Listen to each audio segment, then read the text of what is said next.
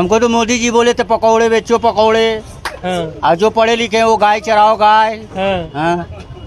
तो आप दोनों कर रहे हैं, किक्कट कर रहे हैं? मैं एक कर रहा हूँ, पकौड़े बेच रहे हैं। और जो पढ़े लिखे हैं वो गाय चराएंगे। लोग दिव्यांग हैं, विकलांग मत कहिए। मोदी जी ने आप लोग को दिव्यांग सम्मान देने के लिए दिव्यांग शब्द का इस्तेमाल किया है। एक साइकिल तो मिला नहीं तो वो कहाँ से मिलेगा?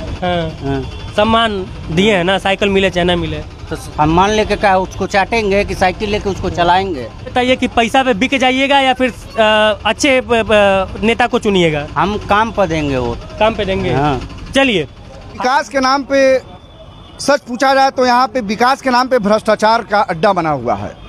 विकास सिर्फ कहने के लिए है, कागजों में है, पेपरों में है, और जो अगर कुछ दिख भी रहा है तो उसमें बड़े पैमाने पे भ्रष्टाचार हुआ है। मैं आपसे ये मांग भी करता हूँ कि उच्च अधिकारियों तक इस बात को पहुँचा के यहाँ इसकी जाँच भी कराया जाए। हम तो 5 साल रहे भी चुके हैं। जो बोलिएगा सोच समझ के बोलिएगा। आऊंगा उसी वीडियो के साथ। जनहित के मुद्दे पे जितने भी सवाल होंगे, जितने भी ना ए भैया, कितना दिन से यहाँ बाड़ा हो गया? हमको 7 साल हो गया सर यहाँ रहते हुए। अच्छा। तो यही कहीं से हम लोग खरीदते थे। ससुराल भी जाते हैं तो भी लेके जाते हैं ससुराल ही। बिया नाइन भइल बा हमारे के भइल। तो ये बताइए कितना विकास हुआ है? विकास तो दिख ही रहा है, सब विकास है। वो विकास, उधर विकास दिख रहा है ना, वो चमक रहा है ऊपर छत पर।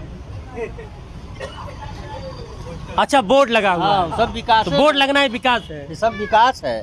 हाँ, विकास न चल रहा है।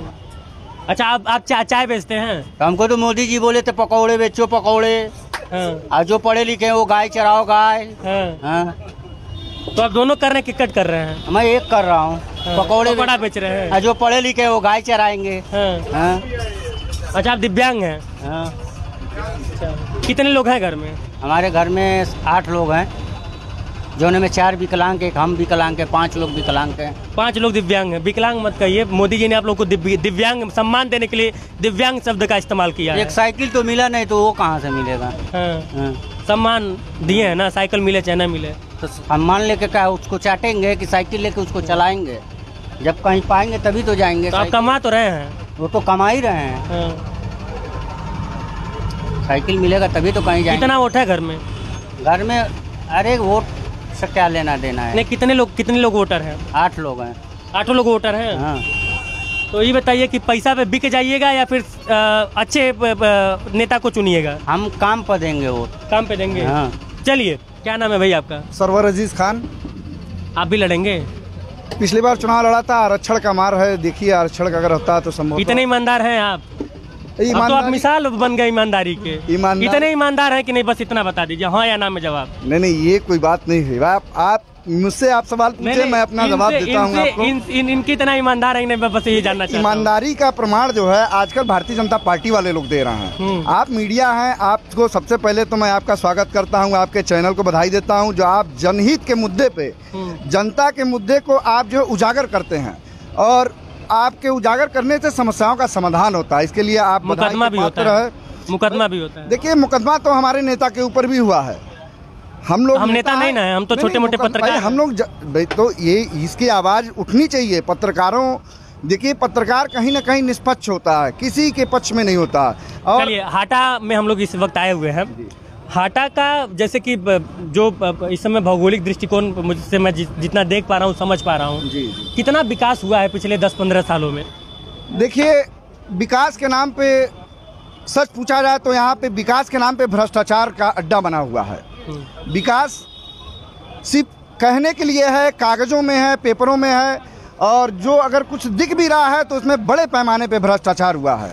मैं आपसे ये मांग भी करता हूँ कि उच्च अधिकारियों तक इस बात को पहुँचा के यहाँ इसकी जांच भी कराया जाए, जो इसकी भ्रष्टाचार का पोल खुल सके।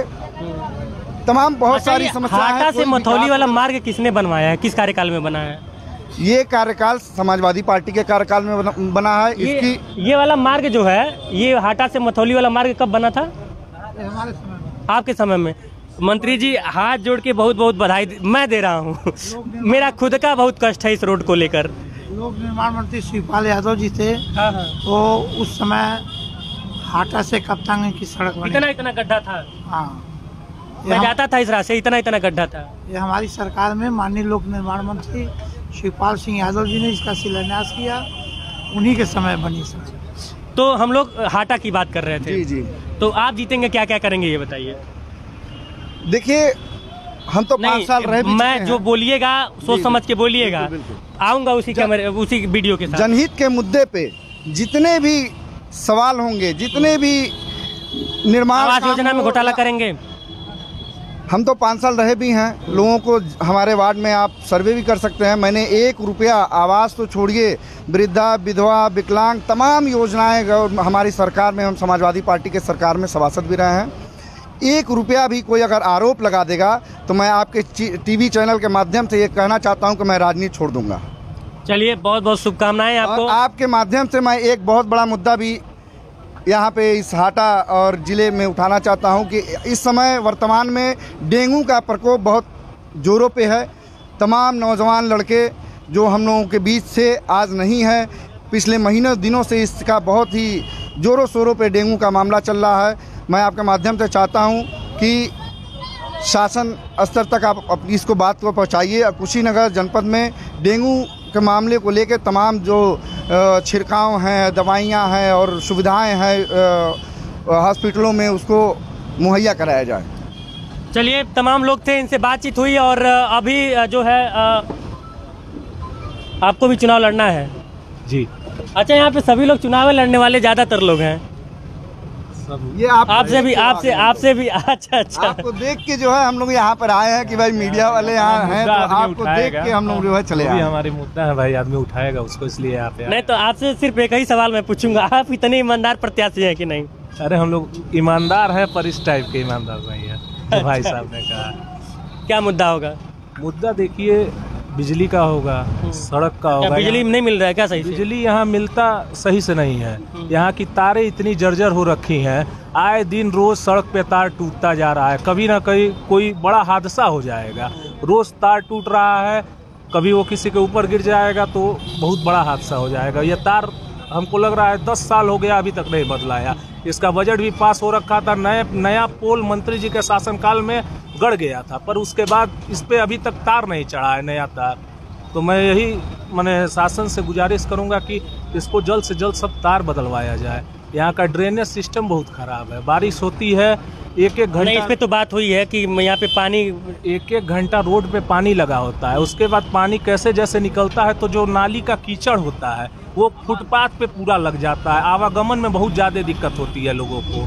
तो ये सब चीज़ों की सुविधा हम लोग मुहैया कराएं। भीड़ काफ़ी ज़्यादा है और हर एक लोगों से बातचीत करना तो संभव नहीं है, लेकिन क्या नाम है सर आपका? अमन राठौर। क्या करते हैं? मैं यहीं सपा का कार्यकर्ता हूँ। सपा का? तो समाजवादी पार्टी क्यों इस बार हार गई 2022 में? आपको सबसे बड़ा कारण क्या लगता है? कारण यही है कि जनता समझ नहीं पाई।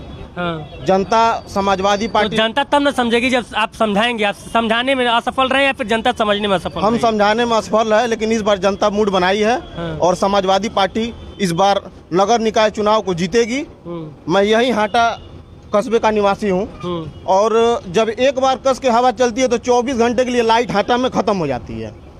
ठीक, इसी पे अभी बात हो रही थी। तार जर्जर हो गया है। तार जर्जर हो गया है। इस रोड को, मेन रोड जो हाटा का है, उसको माननीय मंत्री जी ने बनवाया था।